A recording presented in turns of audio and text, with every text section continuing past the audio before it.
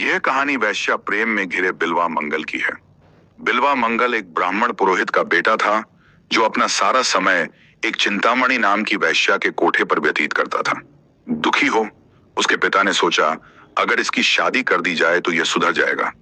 इसी सोच के साथ उन्होंने उसकी शादी एक सुंदर कन्या से कर दी। शादी के बाद भी बिल्वा मंगल में कोई बदलाव नहीं आया। वह पहले की भांति ही चिंतामणि वैश्या के कोठे पर पड़ा रहता। कुछ दिनों के बाद उसके पिता की मृत्यु हो गई। बिल्वा मंगल को चिंतामणि के कोठे से बुलाया गया। उसके आने पर संस्कार हुआ। उसके पिता ने मरने से पहले ही सारी संपत्ति मंगल की पत्नी के नाम कर दी थी। उसको जब यह मालूम हुआ तो उसने अपनी पत्नी से सारी संपत्ति अपने नाम लिखवा ली। कुछ दिन तो वह अपने घर अपने पिता की मृत्यु के बाद रुका, परंतु सारे क्रियाकर्म होने पर वैश्या प्रेम में अंधे बिल्वा को चिंतामणि से मिलने की घनघोर इच्छा हुई। एक रात को वह सारी दौलत लेकर चिंतामणि के कोठे पर जाने के लिए सोचकर निकला ही था। वैश्या चूड़ामणि से मिलने की चाह में बिल्वा मंगल घर से निकला तो आधी तूफान चल रहा था।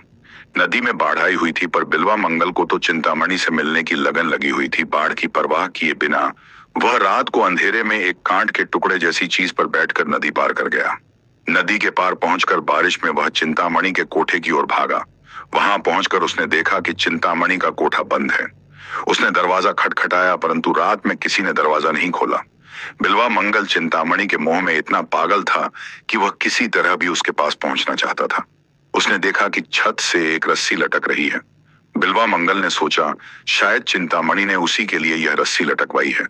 वह उस रस्सी से ऊपर चढ़ गया और ऊपर पहुंचकर उसने चिंतामणि को पुकारा। बिल्वा मंगल को अपने घर में देखकर वैश्या चूड़ामणि ने उससे पूछा, वह इतनी भयानक रात में नदी कैसे पार करके आया है? तो उसने बताया कि वह एक कांट के तख्ते के सहारे आया है। और जब चूड़ामणि ने पूछा कि वह कोठे के अंदर कैसे आया है, तो बिल्वा मंगल ने बताया कि वह रस्सी से ऊपर चढ़कर आया है। चूड़ामणि ने कहा कि उसने तो कोई रस्सी नहीं लटका है। तब वहां जाकर उसने देखा तो वहां एक सांप लटक रहा था। फिर जब नदी की ओर देखा तो वहां पाया कि स्त्री की लाश बह रही थी। उसी लाश पर बिल्वा मंगल चढ़कर आया था। चूड़ामणि ने यह सब दिखाकर बिल्वा मंगल से कहा, देखो तुम पाप में कितने अंधे हो चुके हो कि पाप और मोह के कारण तुमको स्त्री की लाश लकड़ी दिखी और काला सांप एक रस्सी। अगर तुम इतना मोह मुझे छोड़कर उस मालिक में लगाओ तो तुम इस संसार रूपी नरक से पार उतर जाओगे।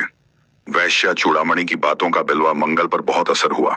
उसने बुरे कर्मों को छोड़ने का निश्चय कर लिया, पर असली परीक्षा तो बिल्वा मंगल की अभी बाकी थी।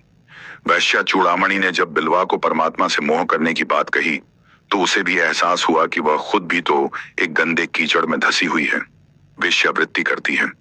चूड़ामणि ने अपना साज सामान इत्यादि फिवारे। बिल्वा मंगल भी अब चूड़ामणि के द्वारा ज्ञान प्राप्त होने से भगवान के भजन में लीन हो गया। वह बांसुरी बजाता और भिक्षा लेकर अपना पेट भरता। उसी नगर में एक महादानी सेठ भी रहता था। उसका नियम था, जो कोई उसके दर पर आता वह कभी भी उसे खाली हाथ नहीं लौटा। एक दिन बिल्वा मंगल भी सेठ के द्वार पर भिक्षा लेने के लिए पहुंच गया। उस दिन सेठ जी की धर्मपत्नी दान देने के स्थान पर बैठी हुई थी। वह अत्यंत रूपवती थी। उसको देखकर बिल्वा मंगल का मन चलायमान हो गया। उस दिन तो बिल्वा मंगल भिक्षा लेकर वापस चला आया। दूसरे दिन बिल्वा मंगल फिर से भिक्षा लेने गया।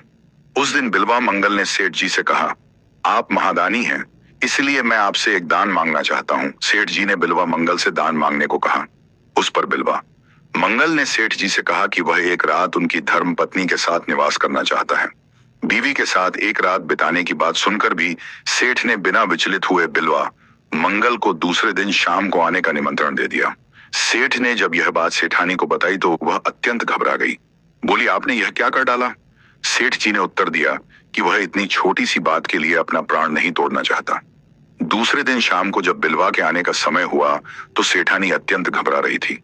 सेठ जी ने उससे कहा कि अतिथि सेवा में कोई भेद नहीं आने पाए, तुम्हें उसकी एक पत्नी के रूप में सेवा करनी होगी। बिल्वा मंगल जब आया तो उनको स्नान कराया, नए वस्त्र पहनाए, चंदन लगाया और फूलों के हार पहनाए। उसके बाद उसको सेठानी ने भोजन कराया। भोजन करने के बाद जब बिल्वा मंगल सोने के स्थान पर जा बैठा तो उस समय सेठानी असमंजस में पड़ गई कि वह क्या सेवा करे। जब उसने बिल्वा मंगल से पूछा तो उसने सेठानी को 2 सुई लाने को कहा।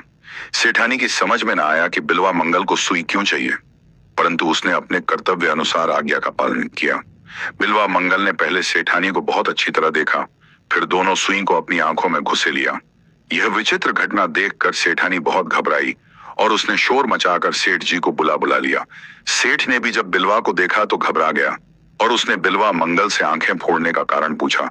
तब बिलवा मंगल ने सेठ को अपनी पूरी जीवन कथा सुनाई। उसने कहा कि वह अपने नेत्रों के कारण रूप के मोह में फंसकर भगवान से दूर हो जाता था। ये उसके नेत्र ही थे जो उसको विषय वासना में फंसा देते और उसके विचारों को अच्छाई और उस परमात्मा से भटका कर और पाप के द्वार की ओर ले जाते। इसलिए उसने इस सारे फसाद की जड़ को ही काट डाला।